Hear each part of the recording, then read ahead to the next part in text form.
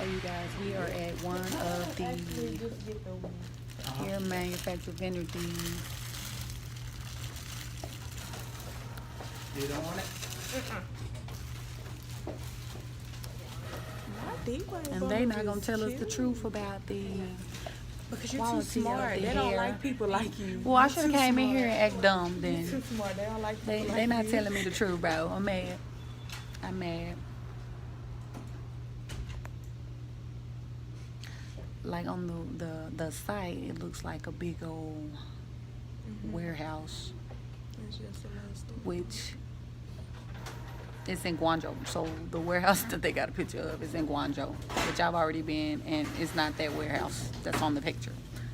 So yeah, this is hair factory number 1, or hair store number 1. It's not a The next factory. one we go to is big.